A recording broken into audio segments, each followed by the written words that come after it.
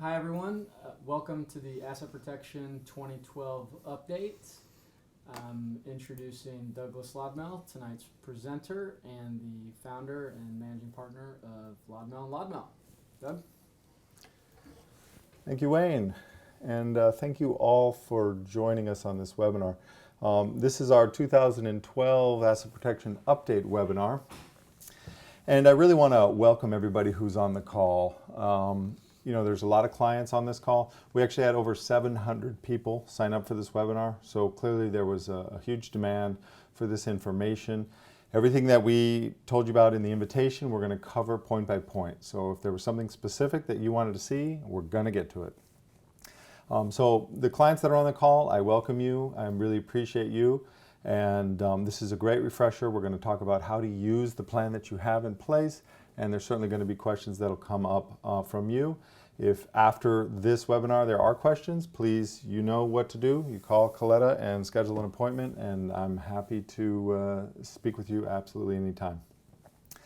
For the people on the call who are not clients but who are interested in asset protection, this will be a great webinar because you'll be able to hear what clients need to know about using their plan, as well as going over the plan itself and the tools that we use to protect assets.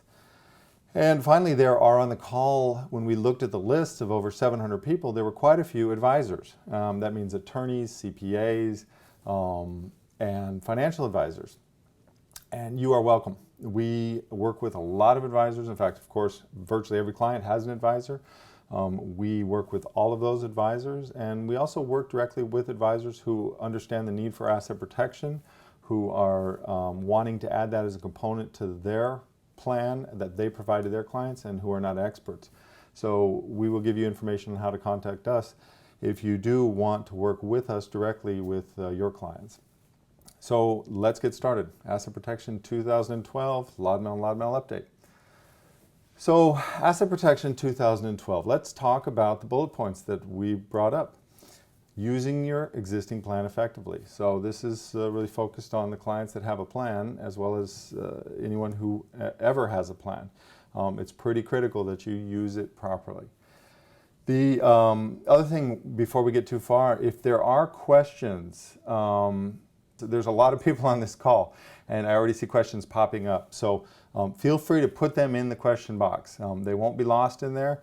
I won't necessarily be able to get to each one as they come up, but we are going to spend time on questions at the end of this webinar. If I do see a question that is if I can catch it while I'm watching, that's relevant to what we're talking about, I'll stop and answer it. But definitely write your questions in the box, and we'll get to as many as we can. If we don't get to your question on this call, you can expect an email with a direct response from us. We will answer absolutely every question that's typed in there. So please type in your question if you have one. So using your existing plan effectively. Let's talk about fundamentals of your planning, which includes where and how assets need to be owned, and critical mistakes to avoid. This is obviously really important.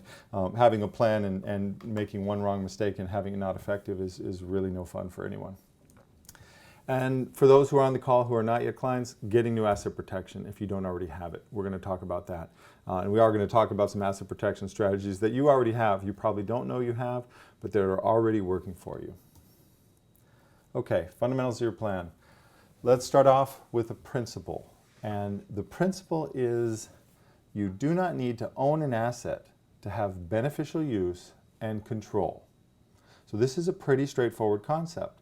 We can all relate to a neighbor who has a very nice boat who says, hey, go and use it anytime you want. And that means you can use it, you can enjoy it, but you don't own it. So if something happens to that boat, well, that's not really your problem. It's also not yours to lose. So if you get sued and someone says, hey, I see you out on the boat every weekend, I think we're going to want to grab that. You can say, well, it's not my boat, it's my neighbor's boat. This concept is a very old legal concept. The idea that you don't have to own something to use it. It's been used by families, by individuals, and by companies since the inception of the legal system. And one tool in particular that we're going to talk about in detail is called a trust. And a trust is precisely that. It's the distinction between ownership and beneficial use and control.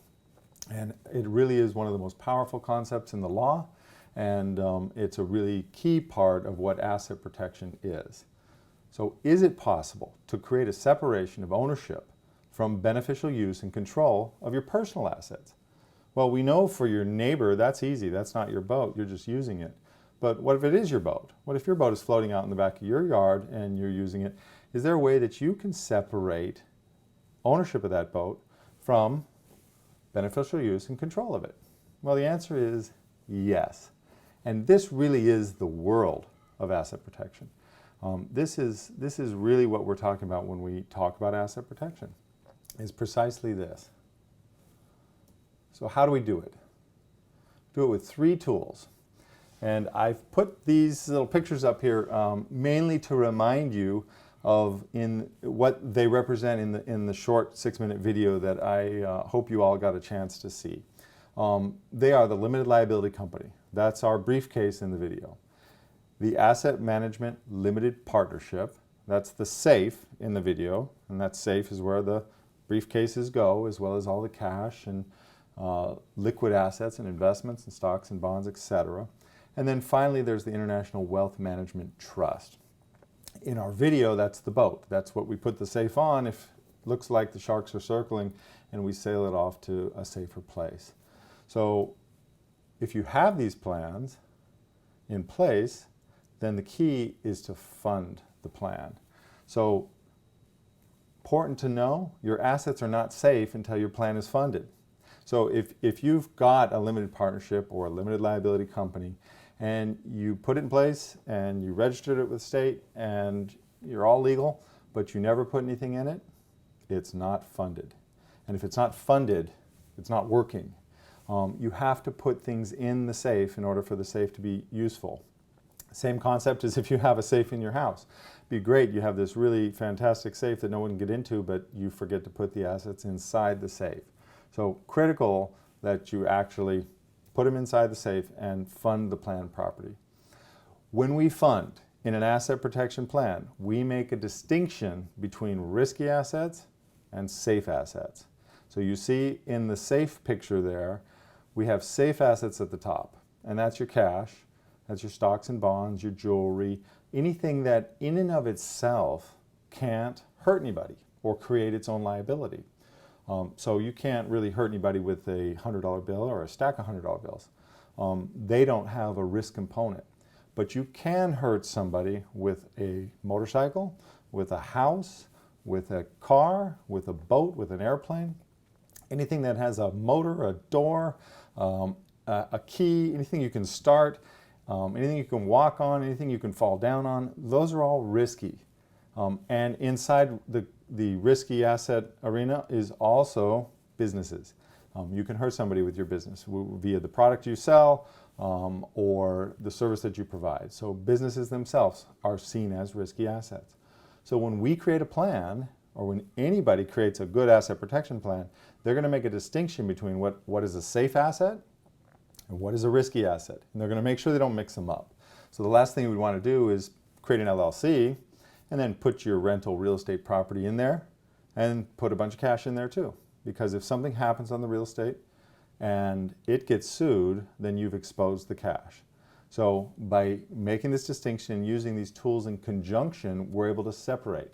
And then ultimately we do combine them once they're protected. So we see the briefcases inside of the safe, those all contain those risky assets, and the safe assets are directly in there. So we're talking about what are safe and risky assets. Well, those things, cars, boats, houses, anything that can hurt you. And they should be held in compartments.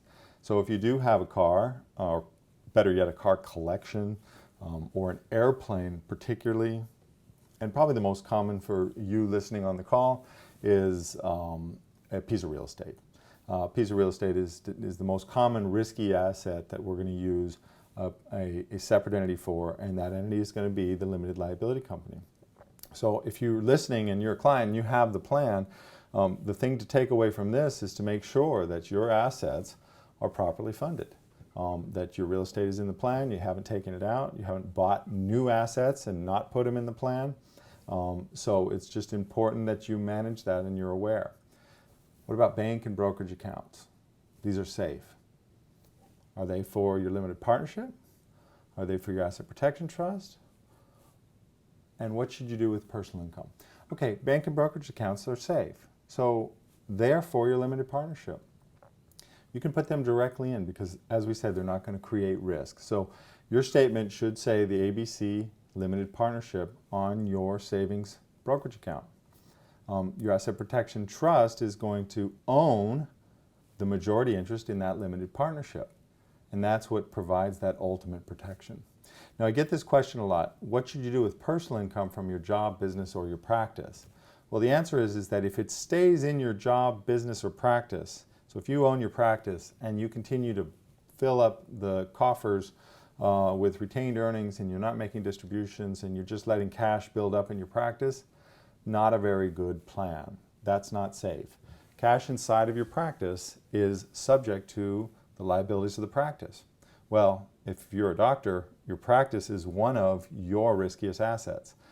That's what we're protecting against. So to have a bunch of cash in there is to defeat the purpose. What about real estate? What about your office building? Your office building also should not be in there. That's a valuable asset, particularly if it has equity or if it's completely paid for. So we would want that first in your limited liability company. And again, if you're a client, that's the way we've set it up for you. And it's just important that you understand that distinction of how to manage that. Your practice will pay rent to your limited liability company, so it's still a deductible expense, and the limited liability company will pay the mortgage if there is one, and pay the expenses depending on what kind of lease you sign between yourself in the form of your practice and your limited liability company. But the protection is the key there. Okay, what about primary residence? This is a biggie because this is often one of your biggest assets is your primary residence. So there's some good stuff here. One, consider the homestead laws. If you live in a certain state, your house is protected. So for example, if you happen to live in Florida, congratulations, your house is completely protected. If you happen to live in Texas, congratulations to you, your house is protected. If you happen to live in California, my condolences, your house is very weakly protected. $50,000, $75,000 if you're married. It's a weak form of protection. Most states are more like California and not like Texas and Florida. So it is important to understand where you should hold your home. So it's either going to go in your individual name, your asset protection trust, or your family limited partnership. So this is a question.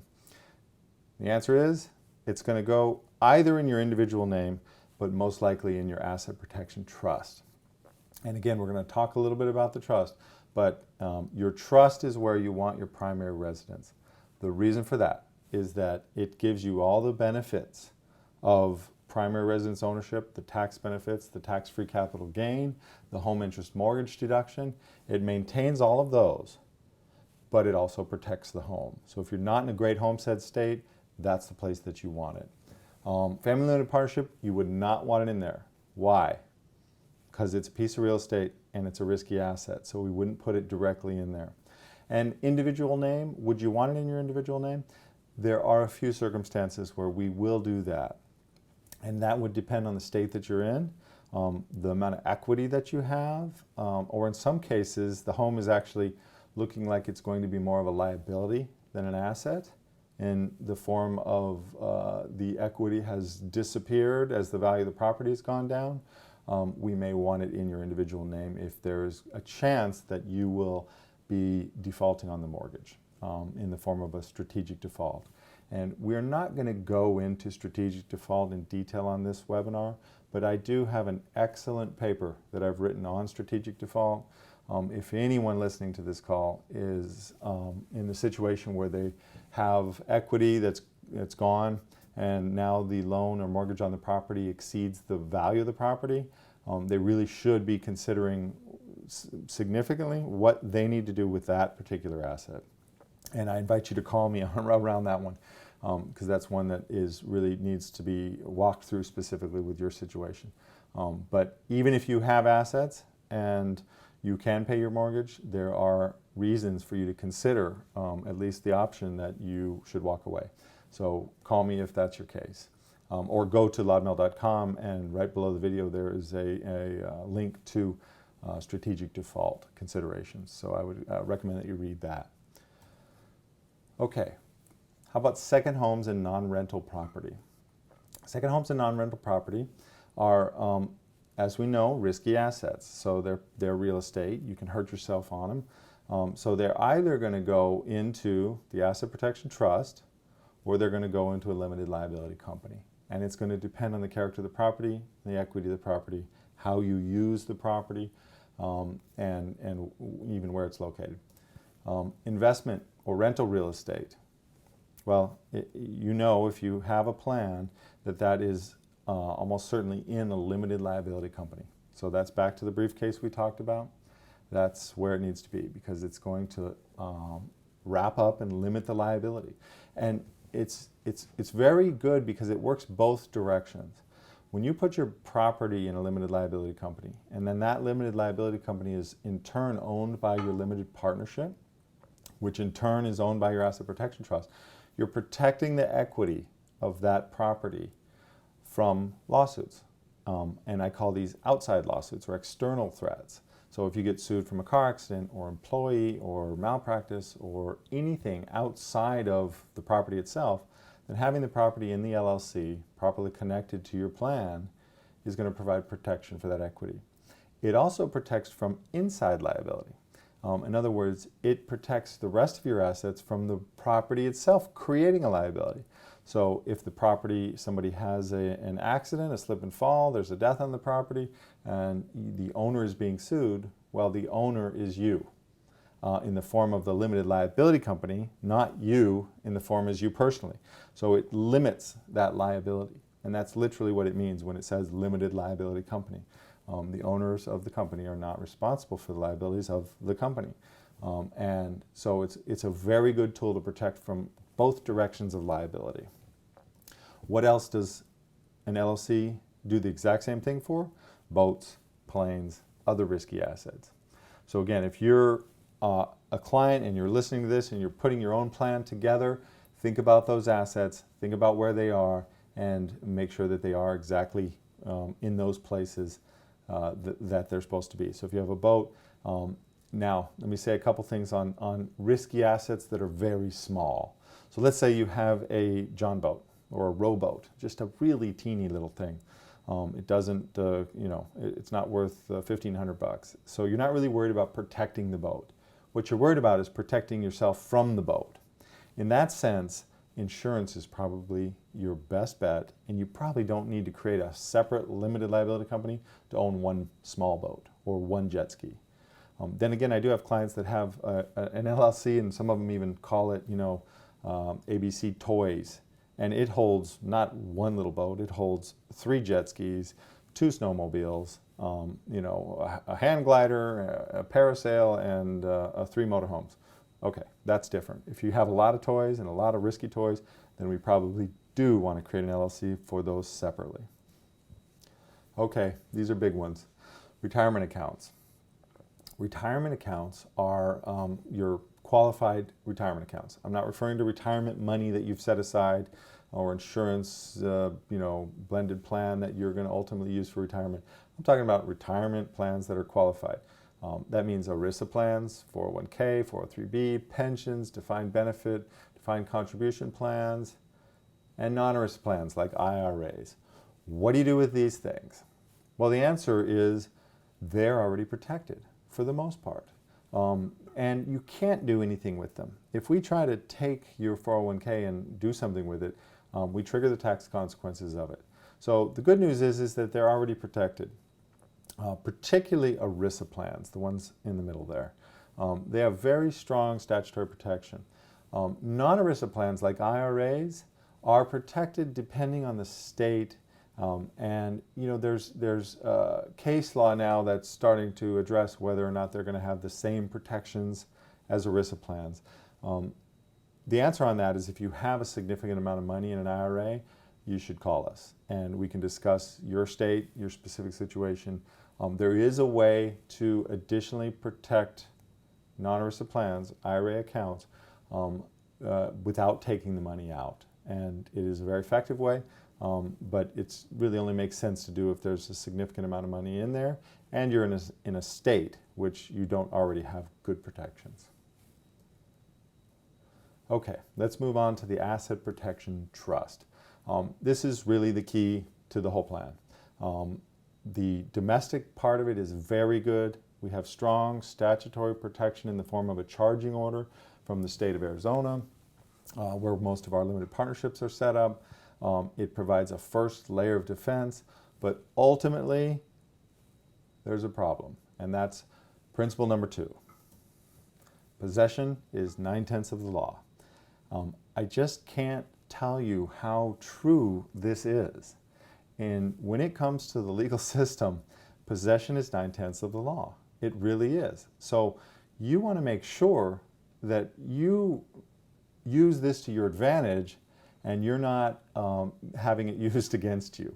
So the bottom line is that courts exercise jurisdiction over everything within their boundaries. So a U.S. court has jurisdiction over everything. So we can have a great domestic plan with 4 limited liability companies, a rock-solid asset management limited partnership, done properly and aged well. And we could still have a U.S. court decide that they're going to pierce the plan. Why? Because they have the power to do so. And if you at some point end up an unsympathetic defendant, for whatever reason, you cannot be 100% sure that your assets will be protected in a purely domestic plan. That's where the Asset Protection Trust comes in. The Asset Protection Trust is an international trust, and therefore it allows you to do just what we said, specifically separate ownership from beneficial use and control.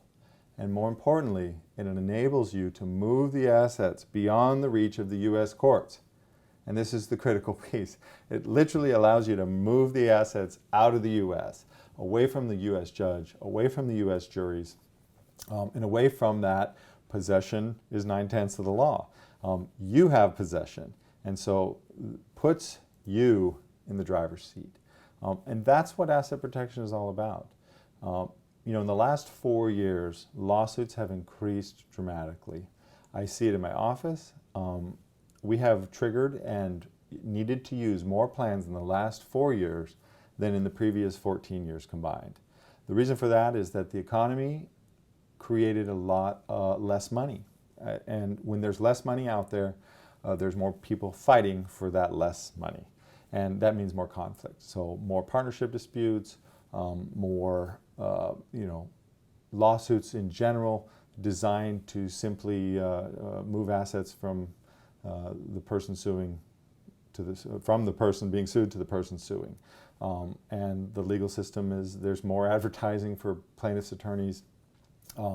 So it really is more important than ever that you maintain your plan, that it's updated properly, and that you have one in place.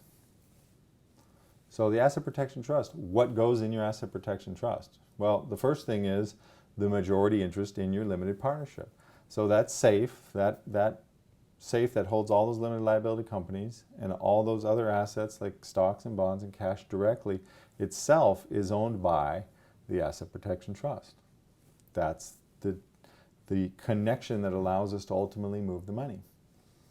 And in states without good homestead protection, it's going to be your primary residence. And here's the key. You control the whole thing, and it's passed through taxation. So we don't have a taxation issue where we're creating a negative feedback loop of taxation where you've given your assets away and now you have to figure out who pays the taxes on them. It's the way that the plan is structured and the way that all good asset protection plans are structured is tax neutral. Meaning we're not going to create completed gifts for the most part unless we very intentionally do it. And we're going to create a tax neutral plan where your tax picture looks the same after your plan than it did before your plan. So how can you mess this up? Critical mistakes that you want to avoid. 1, signing for your limited partnership. Your limited partnership should never, ever conduct business or guarantee loans. Unless, of course, you're using that particular entity to conduct a certain business. So that's the exception. But if you're using it to hold assets, it shouldn't be conducting another business. So you shouldn't be creating more risk. And most important, you should not be using it to guarantee loans. That's what I've seen get a few clients in trouble these last few years, is that they actually signed on behalf of their asset protection plan or their limited partnership on a loan that they did. Now, the reasons are understandable. The bank required it, or they didn't realize that they could say no. They didn't think there was any chance that they weren't going to repay the loan, and then we saw what happened. But a personal guarantee should remain personal. It's a personal guarantee. It should remain a personal guarantee. The key with it is that to do that, you need to make sure that you don't inadvertently obligate your asset protection structure to a guarantee. What other critical mistakes can we avoid? Well, not respecting the corporate formalities. This means things like failing to set up segregated accounts for your limited liability companies or your limited partnerships, using a limited partnership or an LLC to pay personal expenses, these types of things. The reality is that both limited partnerships and LLCs are extremely easy to maintain. They don't require minutes like a corporation does. The states that we use for the most part don't require annual filings, so it's very hard to miss a filing and have your plan inadvertently dissolved. But nevertheless, it's something that you want to have good practices around keeping things separate. So if you have a rental property in an LLC, that LLC should have a bank account. Rents should be deposited into that bank account. And that's bank account should be used to pay the expenses related to it. You shouldn't go shopping at Costco with your LLC bank account or your limited partnership card just because that's where the money is. You are always free to take money from your plan. You control your plan. But the way you need to take money is to take it out, put it into your personal account, and then spend it from there. Don't spend it out of the business unless it's a business expense, in which case you should definitely spend it out of the business and you should deduct it if it's a business expense. We don't want your plan conducting business, but the exception to that is that it is going to conduct one business, and that is the business of managing your assets. That's the business it is allowed to be in. It doesn't create liability, and that business is allowed to have its own expenses and its own accounting. So important to keep those things in mind as you're setting up your property.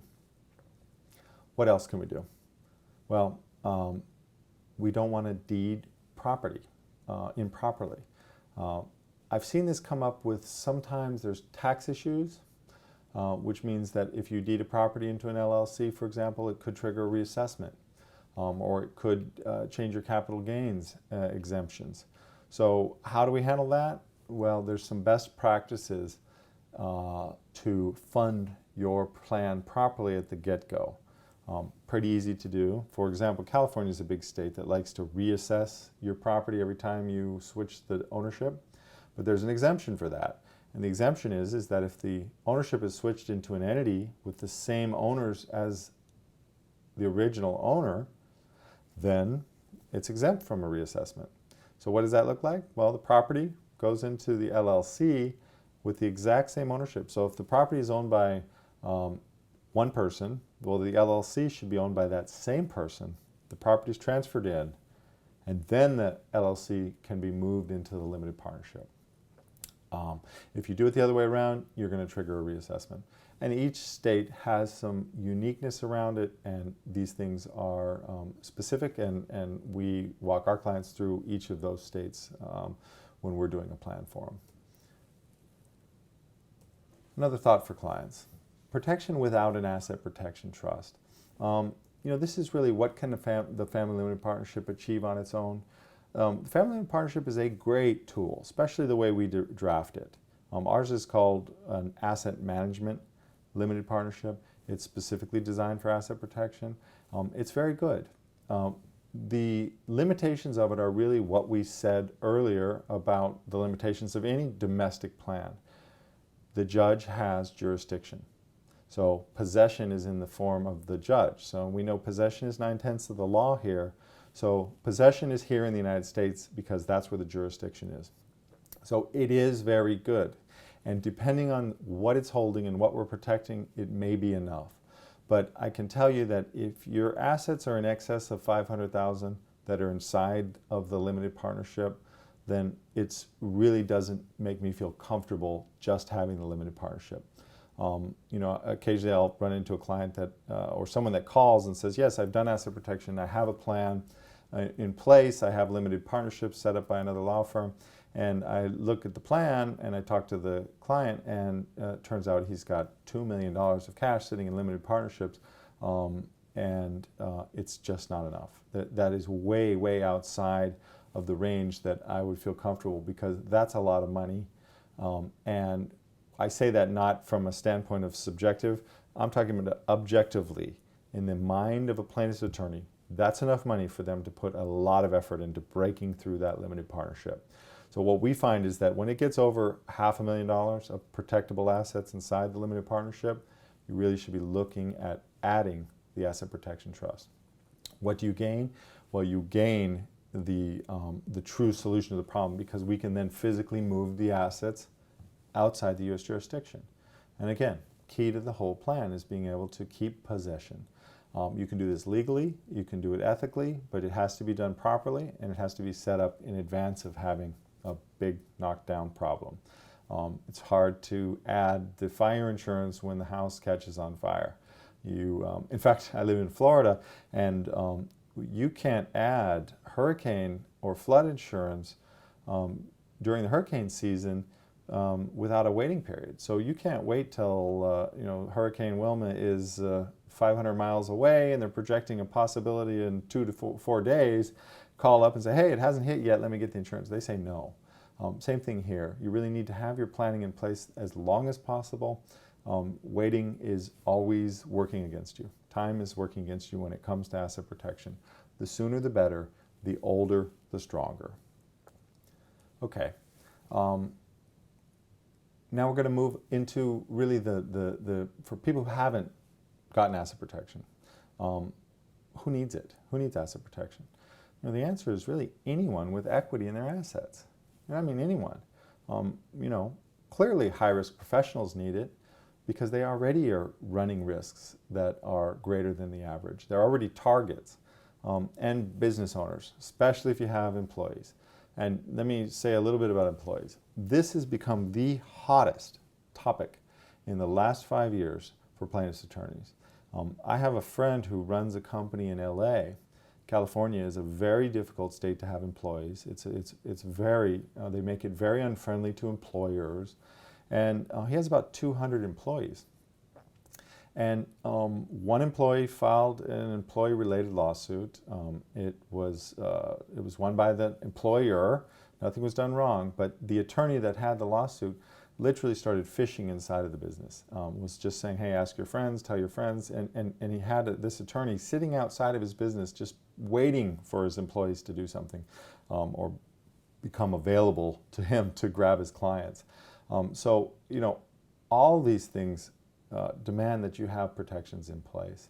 And it's not just the doctors anymore. It's not just the people with the super high risk professions. It's anybody with assets that you want to hold on to.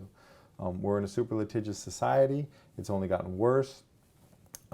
And having asset protection, and if the last 4 years have proved anything to me, it's how powerful asset protection is in accomplishing the job of deterring people from continuing to pursue a lawsuit or file it in the first place.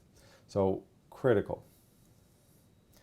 Against what types of claims will asset protection planning protect your assets from? Well, the answer is virtually all claims if done properly. And this is really the distinction between asset protection and insurance.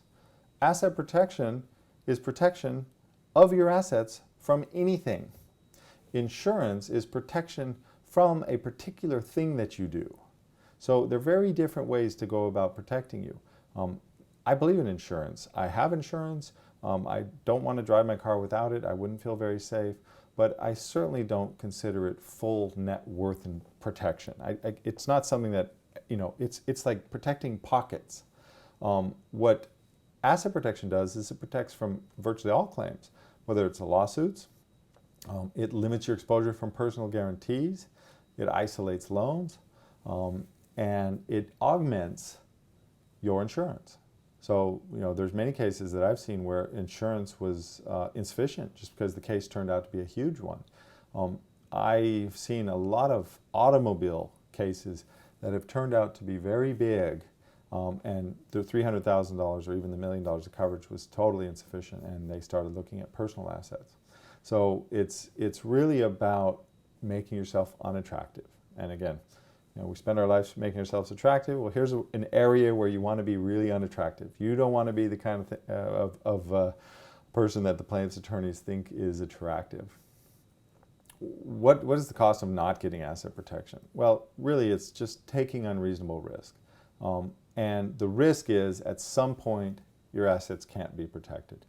So remember, time is against you when it comes to waiting on something like asset protection.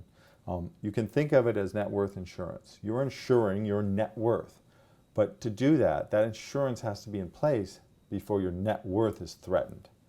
And that is, really the people who are clients of mine that have had plans for a long time, when they call, especially in the last 4 years, as they've called through these difficult years with problems, and I look at their plan and I see the date on the plan, 2001, 2003, 1999, 1997, it's just so easy to use their plan to help them out of their current situation.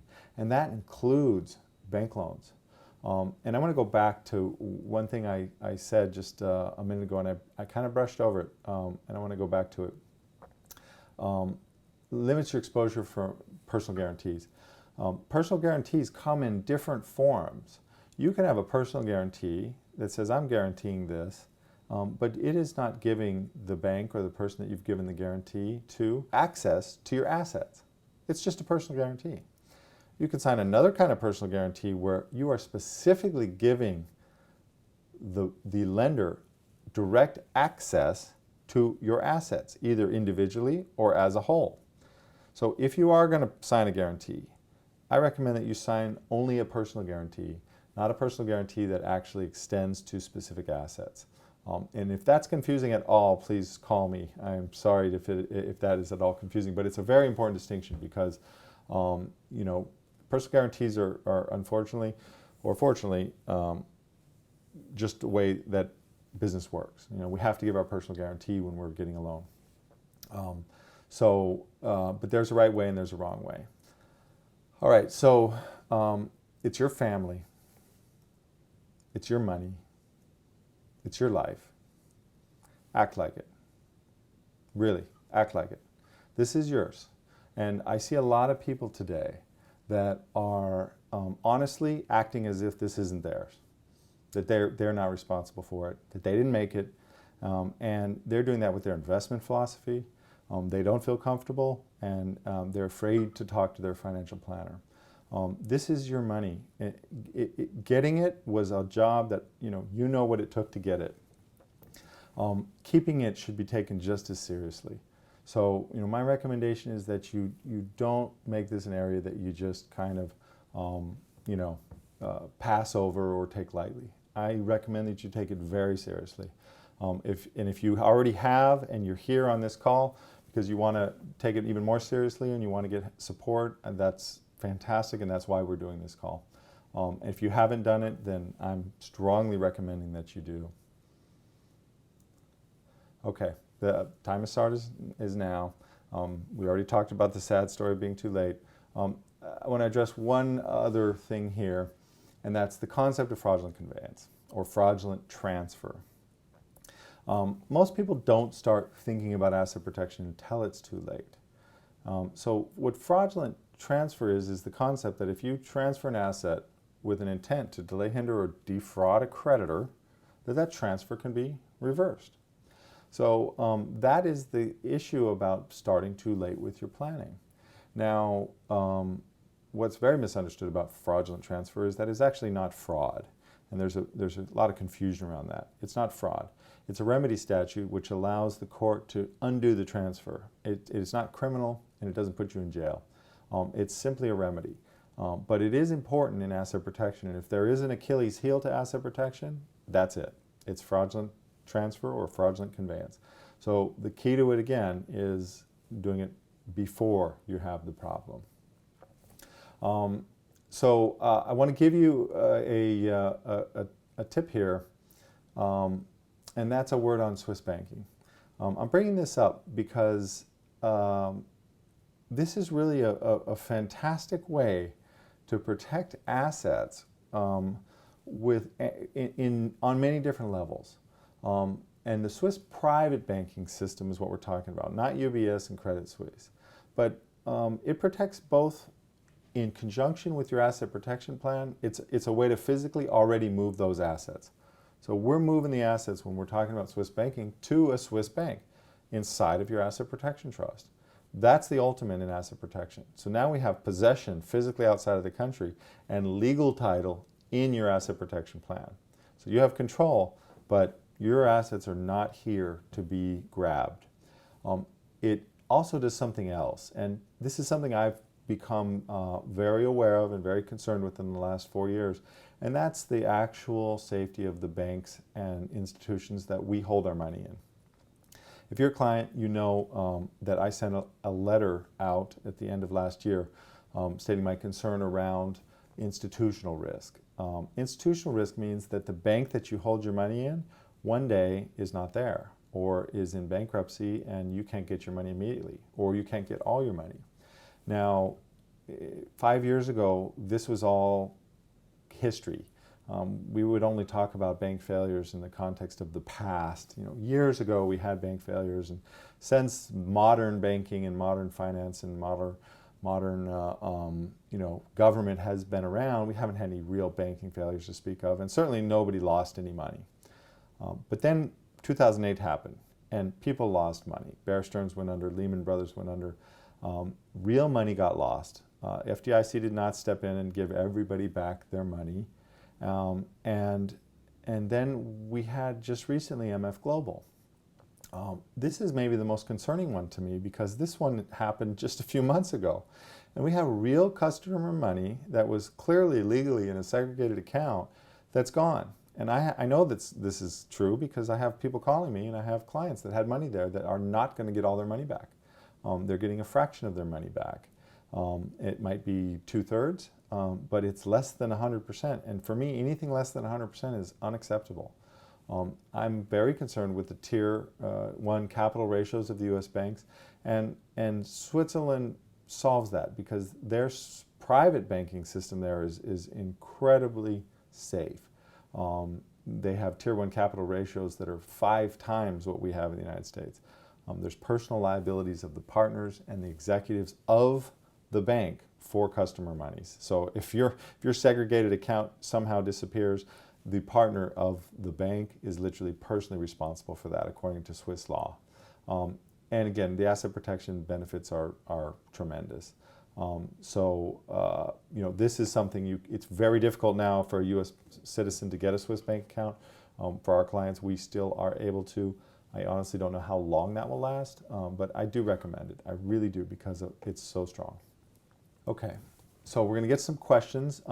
What I want to do is just make sure that you're all clear that you are free to call us. If you're a client and you heard anything on this call that said, wow, I should call and check and see if this is correct, my invitation is please do.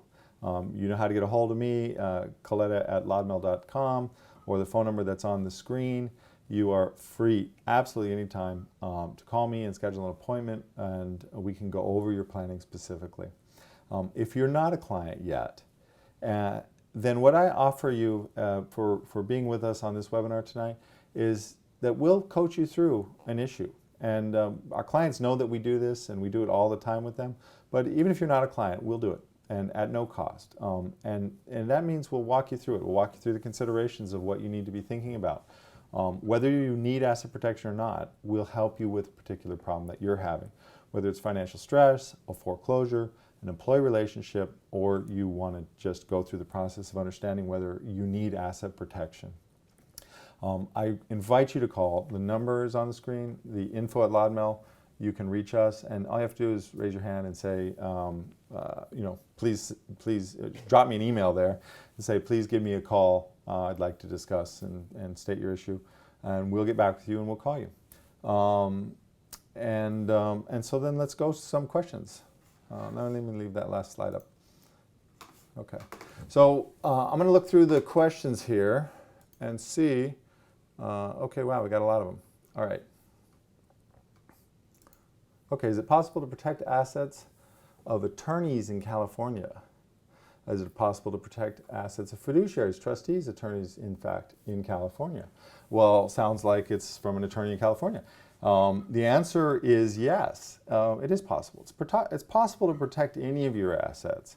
So the answer is yes. And again, for the attorneys and advisors on the call, let me tell you, you guys need asset protection, all of you. Not just your clients, but you guys do.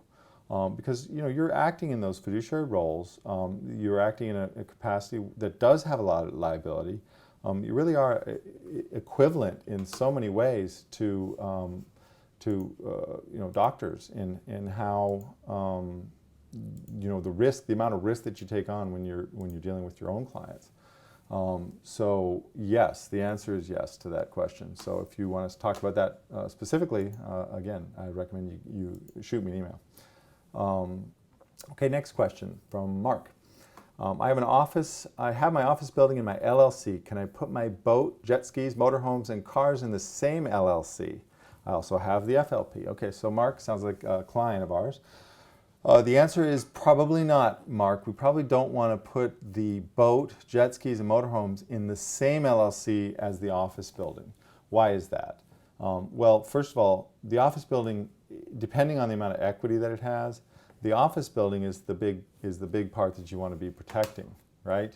I mean, you want to make sure that that's protected. If you put a super risky thing in, like a boat, then what you're doing is you're going to create more risk for that asset that's really valuable. So the general answer is no. Probably either want to leave them out altogether and make sure they're insured well, or we probably want to just create a separate LLC for those. Okay. Next question is asset protection versus bankruptcy. We're getting this a lot. People are calling, and this is a very common question, so thanks for asking it. Asset protection versus bankruptcy. People are calling and going, well, you know what, I'm just going to declare bankruptcy. I'm not going to try to protect my assets. The answer to that is that bankruptcy is about the last place that I would ever want to be. You have just invited a bankruptcy trustee and the court to literally just walk right in to your life and go through everything. It doesn't really help you in your negotiations. It just throws everything into someone else's decision. And I strongly recommend against it if there's any way to avoid it.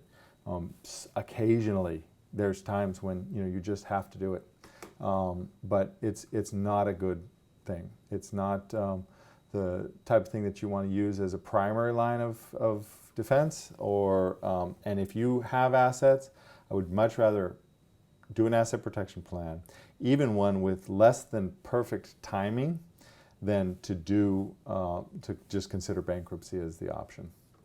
So. Answer to that is, really only in the most dire of circumstances am I going to use bankruptcy.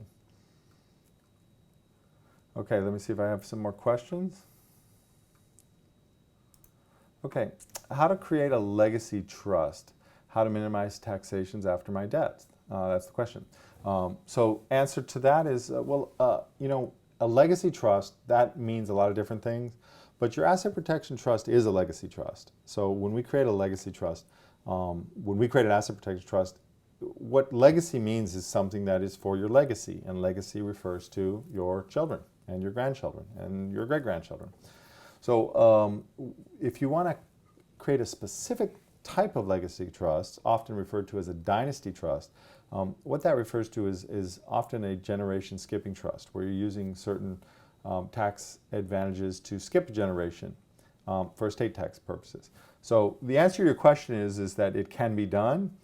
It's very common, and our asset protection plans can be used for that specific purpose. And how to do it is to have a very clear idea of what you want.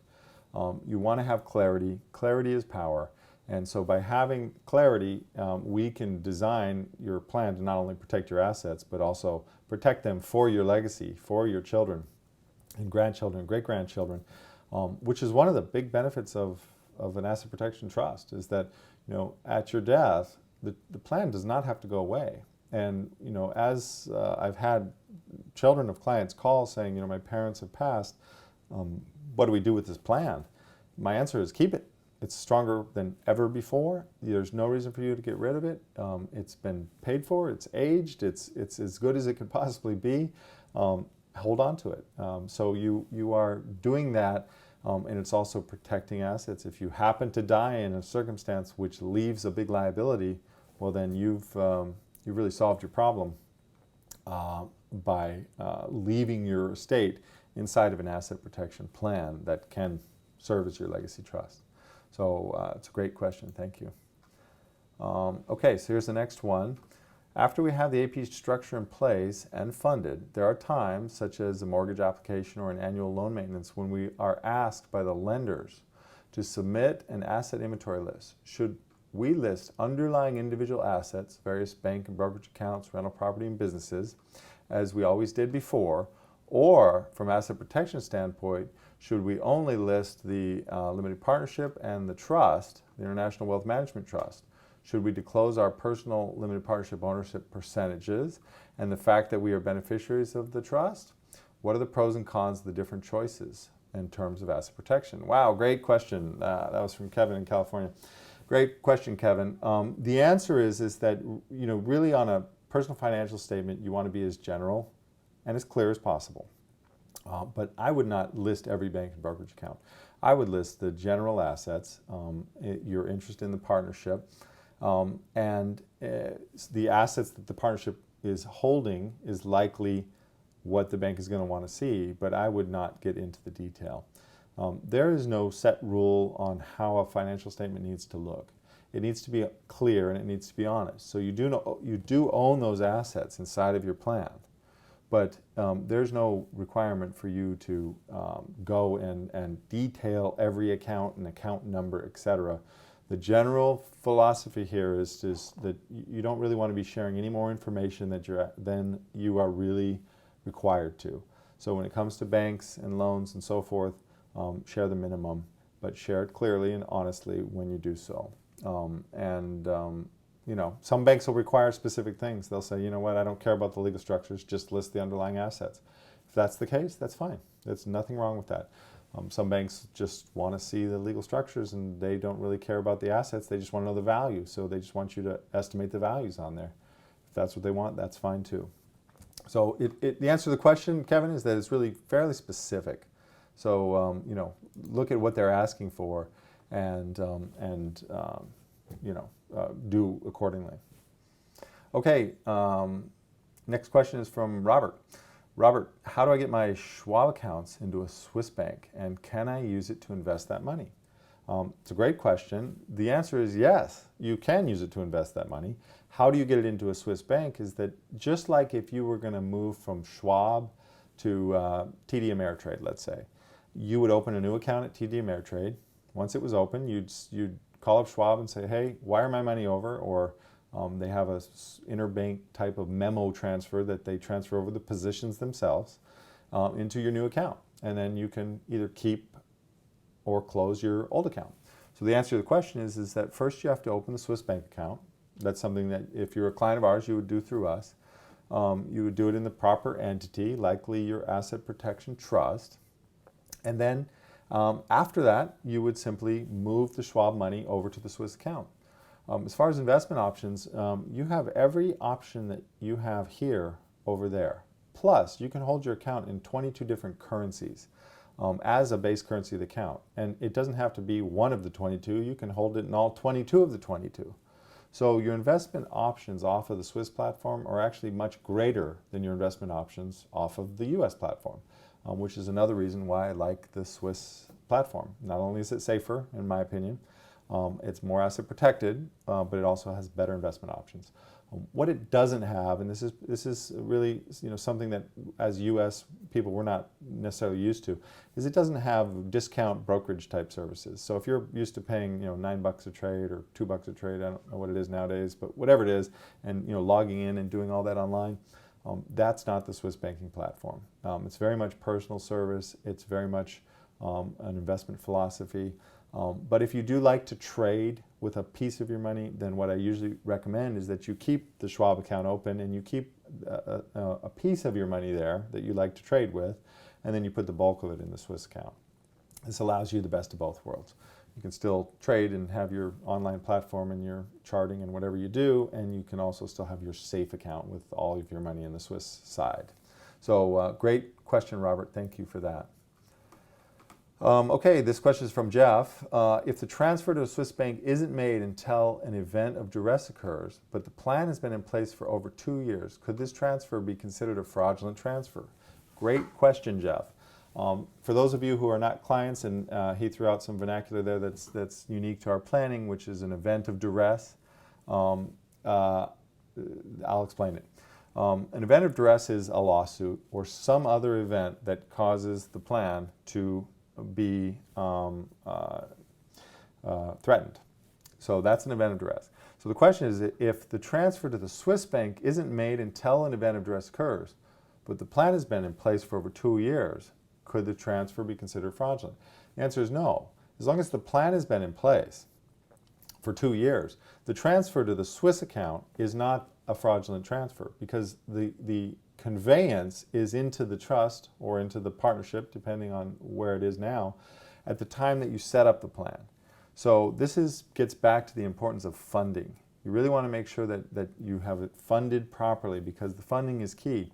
So as long as your money is in the limited partnership before the event of duress, and then after the event of duress we determine that it's time to trigger the plan and move that money to the Swiss account in the name of the trust, we don't have any problem at all, because it's already been funded. There's actually no conveyance made at that point.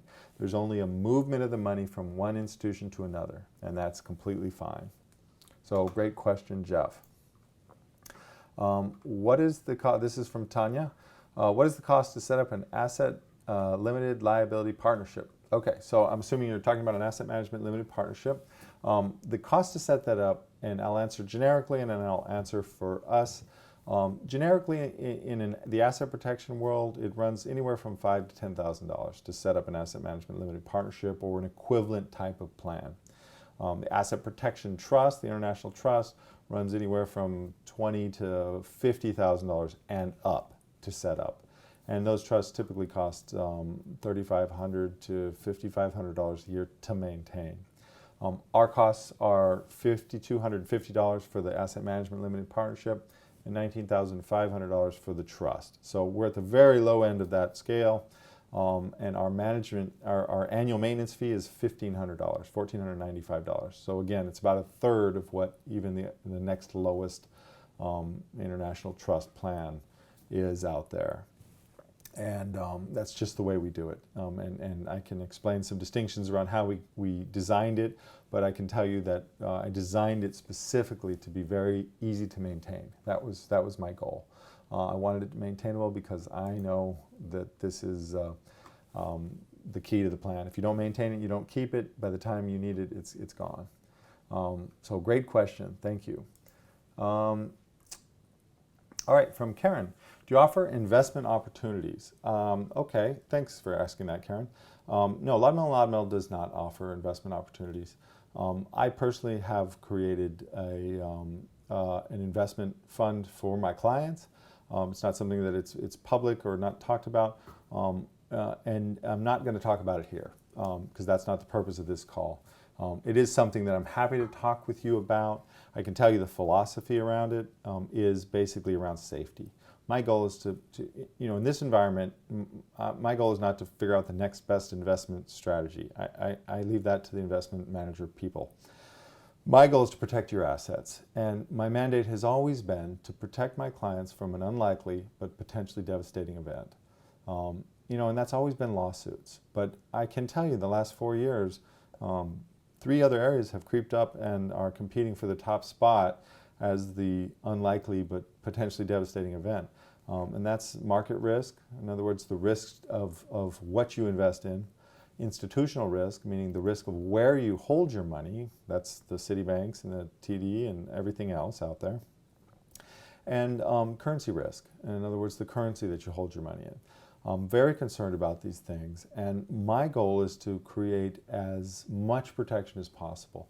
So I looked at investing 4 years ago from an asset protection standpoint, and I said, wow, in this world where uncertainty has become the new norm, the only thing I could be really sure of is to not be in the game. I mean, that's what would make me feel the most comfortable, is to not be invested.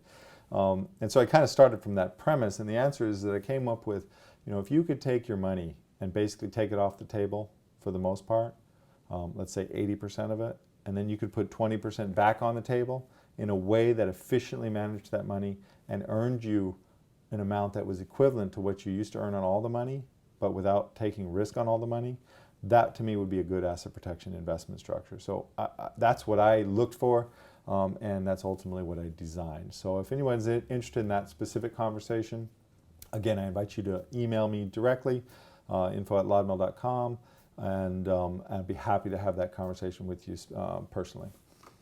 But thanks for the question, Karen. Okay, from Scott. What's the minimums to open a Swiss account? That's a great question, Scott, because there are minimums. Swiss accounts are not easy to come by. There's very few institutions that will actually open accounts for Americans. And the minimums are, really it's $1 million is the minimum.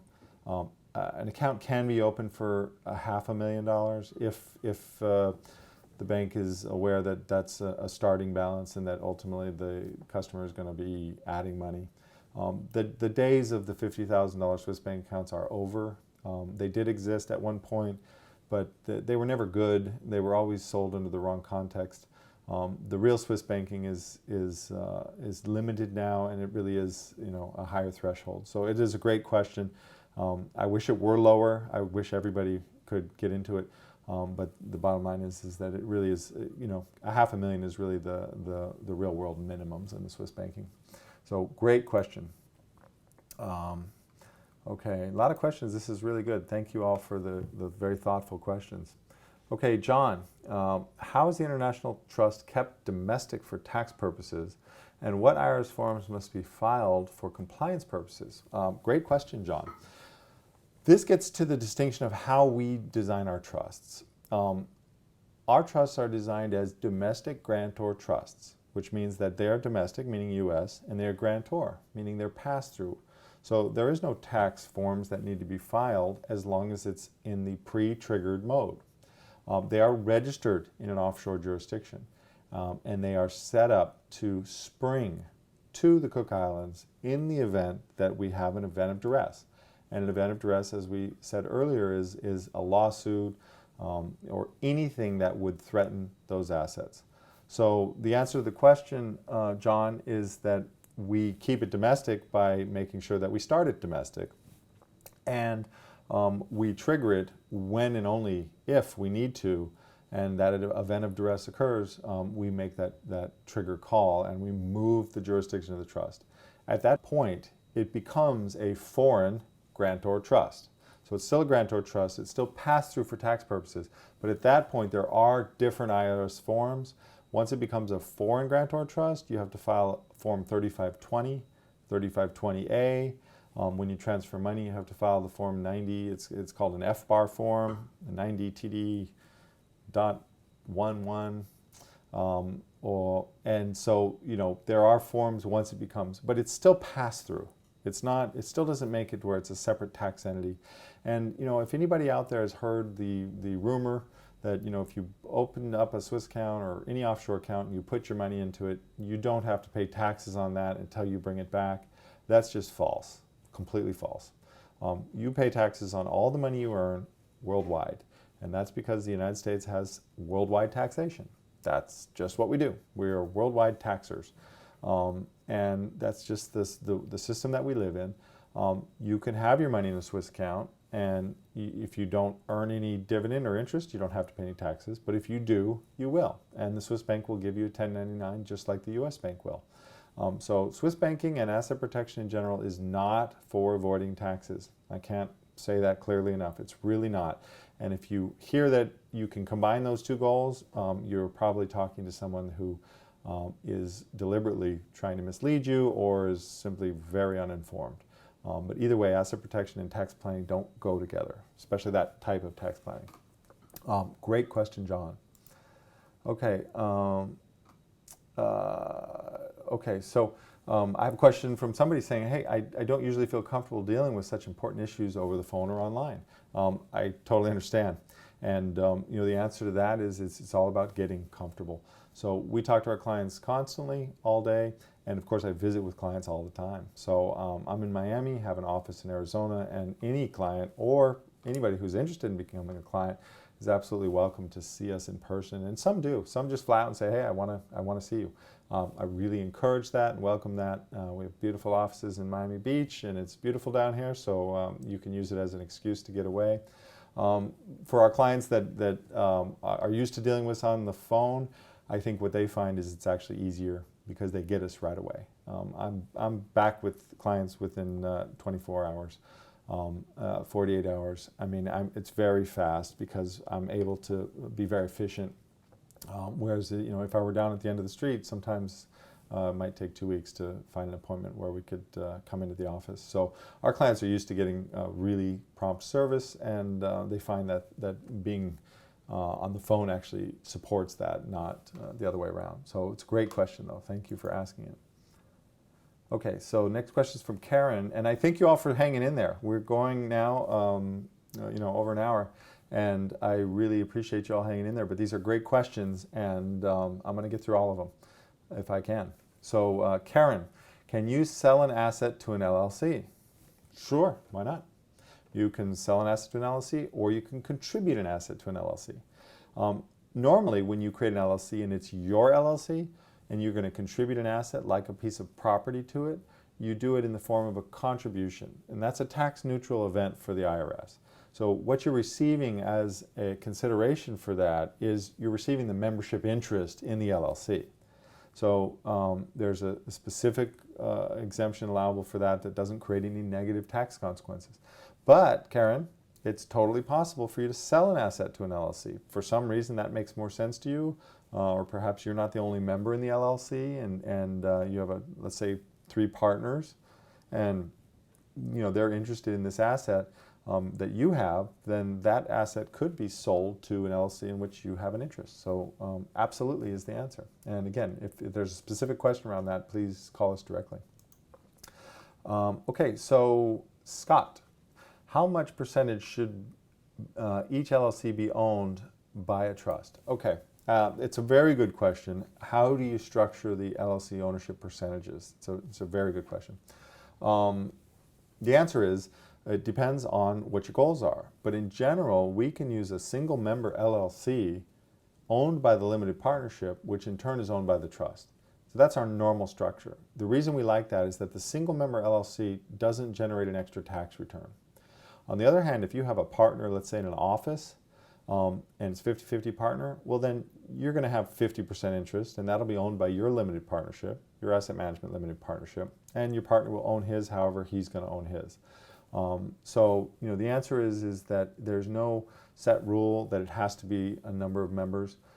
There has been some case law recently, particularly in Florida, where single member LLCs have been looked through, and again there's specific times in which that occurs. Florida, for example, has actually changed that, and they've statutorily said, no, you're not gonna. And that does often happens. Arizona did that at one point, where a construction or an understanding of the law was one way, and then a court ruled the other way, and then Congress of the state legislature came in and said, no, that's really what we meant, and they statutorily changed it. So the answer, Scott, is that it depends on your state, depends on what is going to be happening. So. I have a question that says, is this call recorded? The answer is yes, I am recording this call.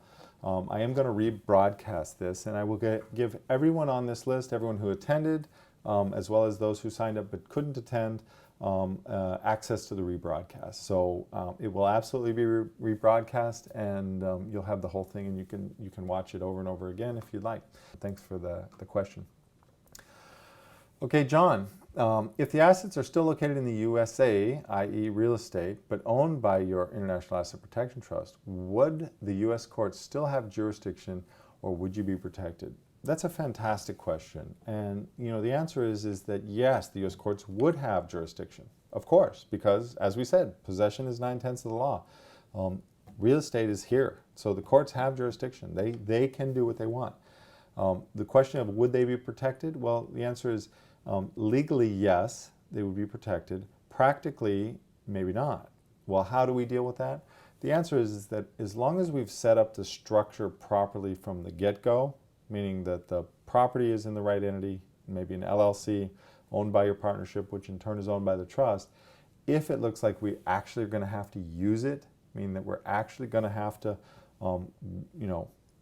defend the property, then we're likely going to be removing the equity from that property. And that's done one of two ways. We're either going to sell the property altogether. So, if the choice is sell the property or lose the property, I'm going to choose sell the property. Or we strip the equity from the property. And that used to be very easy before 2008. Now it is somewhat difficult, but definitely still possible and certainly is doable, especially if there's a lot of equity. So the answer, John, is that we would still protect that property, and it is protectable, but you do have to have the plan set up properly from the beginning in order to have that option when the time comes. Great question.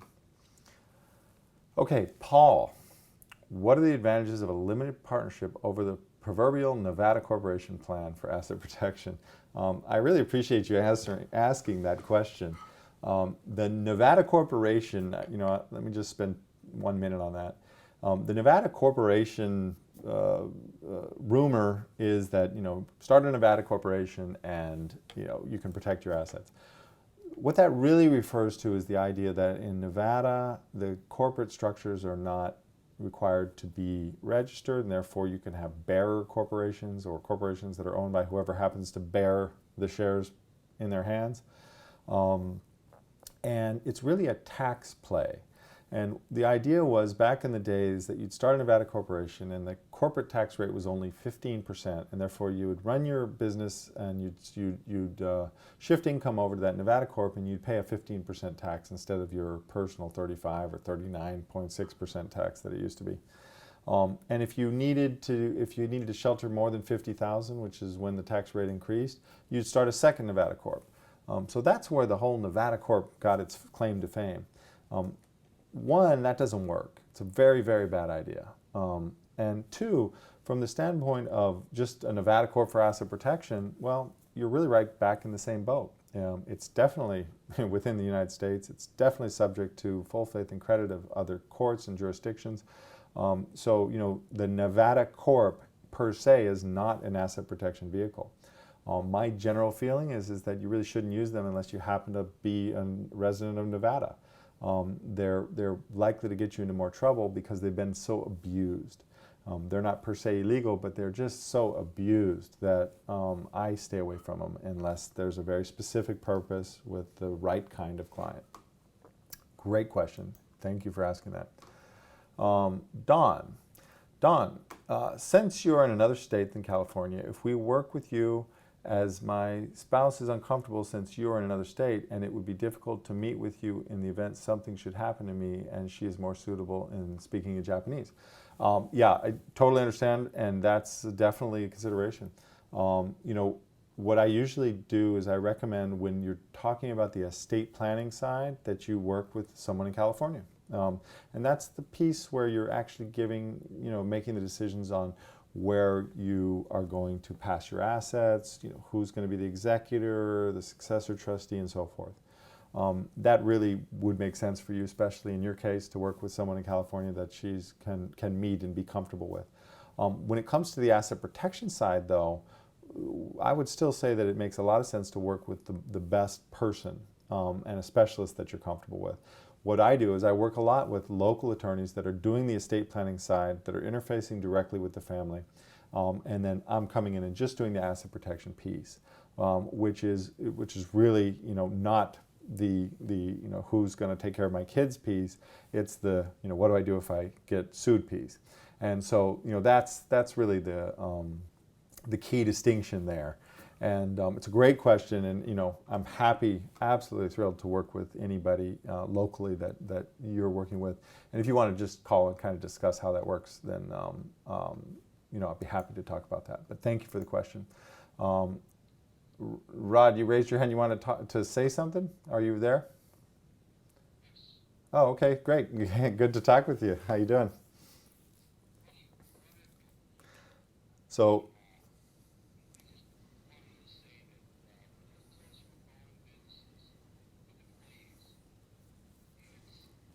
yeah. Thank you, thank you, thank you, Rod. I really appreciate that, and I'll talk about Cedar a little bit. Um, you know, he mentioned employees, and so that is a huge area. We really, this webinar was not based around employees and employee lawsuits and so forth. It's really an asset protection update, but it's a huge issue. And CEDAR, what he was referring to, is the Center for Employment Dispute Resolution. That's a company that I co-founded with Paul Edwards, and it really is designed to support you in your practice with your employees, because we saw this as a huge lack, a huge area of people just getting it wrong, not knowing where to go. There was no real resource for the small business to get absolutely top-notch advice and service around their employees. And so we dedicated an incredible amount of effort and time to developing that expertise. And CEDAR is a support structure for your practice. We do employee handbooks, associate agreements for associate doctors in your office, even hygiene agreements for hygienists, and then of course ongoing support to help you maintain your practice. So again, you can email us here, info@lodmell.com, and if you say, send me the employee information, or please give me information around CEDAR, I will make sure you get that. Thank you, Rod, for the comments. I really appreciate that. And what you said about what asset protection has done, it really is. It really is about sleeping at night. I mean, that's the biggest benefit. When you sleep at night and you wake up and you can practice, and you can practice without being defensive, you can do your job the way you intend to do your job, the way you want to do your job, that you don't have to feel like you're literally at risk every second with every patient, with every client, with every customer, with every employee. It just makes life less stressful. My goal is to reduce the stress of my clients so that they can focus on what they want to be doing with their lives, which is, for most of them, working really hard and making the money that they need and then enjoying it. And I find that they're able to do that when they handle issues like asset protection and estate planning, get it out of the way, and then forget about it and move on. So thanks for the comments, and let me see if I can get through some more questions. Wow, there's a lot of them. You guys are fantastic, and I will just keep going. What is the annual cost? This is from Nancy. What is the annual cost to maintain the three entities, the LLC, the LLP, Asset Protection Trust, CPA, attorney, and other compliance costs? Okay, that's a great question. The legal annual cost to maintain a full plan are $14.95, and that's just the legal piece. That covers all of your minutes and maintenance. It also covers, when you do it through us, I'm referring, of course, that we don't bill you by the hour. So if you call, I speak to your CPA for an hour, I talk to you a few times a year, you're not going to get individual bills from us. We designed our practice to be on the same side as our clients. That's what we want to be. We don't want them thinking, I don't want to call because I don't want to get the bill. I want the opposite going on. I want you to call because I want you to know that you have access to the right answers when you need them, not worry about the bill. As far as other costs, accounting costs and so forth, the structure is pretty straightforward. The only additional tax return you have is a federal Form 1065, which is for the partnership. And if the LLC is a single member, there's no extra tax return for that. I'm not going to opine on the cost of the 1065, but it's not unreasonable at all. It's just like any tax return. The simpler it is, of course, the less it would cost. But maintenance costs for the planning are something that we worked very hard to make sure that they stayed reasonable so that people can maintain their plans. And we have very few people that feel like they get to the point where they can't maintain them because of that. And that's critical, because there's no point if you do it and then you don't maintain it. So, but thank you for the question. Great question. Okay, so question from Doug. I hear that Swiss accounts are becoming less desirable as IRS is demanding disclosure. Okay, that's a great question, Doug. Thanks for asking that. The answer is that Swiss accounts have always been undesirable if the purpose of the Swiss account is to not disclose. So your question is saying they're becoming less desirable as the IRS is demanding more disclosure. Well, the answer is that the IRS has always wanted disclosure. Back in the day, Swiss accounts were used to hide money. The IRS didn't like it then, they don't like it now. Swiss accounts that are disclosed, however, are completely fine. So it's really back to the comments of, tax planning, certainly tax avoidance like that, should not be confused with asset protection. If your Swiss account is something that you've told the IRS about and that you pay your taxes on any money that you earn, then you will not have any problem with the IRS, the U.S. government, or anybody else. If, on the other hand, your Swiss account is designed to hide money and evade taxes, you will have problems eventually. And I certainly wouldn't recommend that you do that, and I certainly don't let my clients do it or set up plans in that way. So it's really important. But thanks for asking that question, Doug. That was a great question. Okay, so Brett has a question. With all the changes in the banking industries in the U.S., including new Treasury notes, can we hold many different currencies in the Swiss bank? Yes, the answer is yes. You can hold 22 different currencies in your Swiss account, and it's all the hard currencies around the world.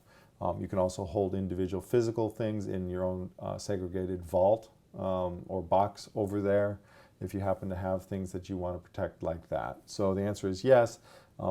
That's, you can just imagine Switzerland is used to having money from all the different countries and the different denominations. So the answer is yes, it's very easy, that's what they do. Question from Dean, is an offshore trust in Belize still okay? Yes, Dean, the answer is yes, we still do it the same way today as we did it when we set up your plan. We register our trusts in Belize so that we have a clear offshore jurisdiction, that's an asset protection jurisdiction, for a registration date so that it's literally written in stone down there that this is when this occurred. You get a certificate from there. It does not make the trust a foreign trust. So it's not actually a Belize trust from the U.S. IRS standpoint. And we also pre-wire your trust to the Cook Islands. So we set it up so that it will be in the Cook Islands. And if we trigger the trust, we're going to trigger to the Cook Islands, even your trust. So the two-tiered system of being in Belize first with a U.S. trust that springs to the Cook Islands is how we can keep the fees down. I mean, that's the simplest way for me to explain it, because doing it any other way, basically there's no way to get around having annual maintenance fees of around $3,500 and up. And so this really provides the best of both worlds. We have all the protection that we need and we can get, and we have very minimal cost to do it. So yes, your plan is still just as good as the day. In fact, much better. One note on that, if you've had your plan for more than 10 years or anywhere near 10 years, just consider it rock solid. There is a 10-year look back in the 2005 Bankruptcy Act, which was written by the banks and the credit card companies to protect them. And they said, we're going to look back on any self-settled spendthrift trust for 10 years. Well, if your trust is 10 years, you've even defeated bankruptcy. So your trust is just getting better and better throughout the years. So hold on to it is my advice. Okay. Another question about recording the meeting. Yes, we are, and I will send the rebroadcast. Another question from Don. Does a trust have to be recorded as well as a family limited partnership? Trusts don't have to be recorded. We do record our trust, and that is just part of what we do, because anytime you record something, you're adding legitimacy, you're adding clarity. A recorded instrument is clearly, there's no dispute that it existed, whereas a non-recorded instrument could possibly be disputed. So we do record, but there's not a legal requirement to record a trust. No. Great question. Lee has a question. Why use an Arizona limited partnership? That is a fantastic question. Why would we use an Arizona limited partnership as opposed to a California or any other state? Well, the answer is that Arizona has very, very strong laws that protect the creators of the limited partnership against creditors. These are statutory, and they provide that the exclusive remedy against a limited partnership is the charging order, whereas some other states say don't provide it as the exclusive remedy. So they leave some discretion in the hands of the judge, and we don't want discretion in the hands of the judge. We're constantly wanting and working to remove discretion from the judge. We want the judge to be totally, hands tied. Back to possession is 9/10 of the law. We want you to be in possession and in control, and the judge to be trying to get into your assets versus the other way around. They've grabbed them all, and you're trying to get them back. So Arizona is just a great state. The other reason Arizona is good is that they don't charge an annual fee, and they don't require you to do an annual registration. Even in states like Nevada, which is also a great asset protection state, they charge an annual fee of $85, which the $85 is no big deal. But what it is it's just one more thing to miss, possibly, inadvertently defeating your plan. So we like to go for creating as maintenance-free and as worry-free a plan as possible. And of course, we are in Arizona, and we are able then to serve as your statutory agent, making it easier to manage. So those are all the reasons we use Arizona. Great question. Another question from John. John says, how long can a grantor, trustee, or protector be detained for contempt of court in the U.S., and does this ever really happen? I.e., do courts order grantors, trustees, or protectors to reverse a transfer? Yeah, John, that's a great question. That's like, it's almost like an urban legend now that, if you use an asset protection trust, you're going to be thrown in jail. The reality is that there have been only a couple of cases in the history of asset protection where the grantors have been thrown in jail. And those cases were egregious, to say the least.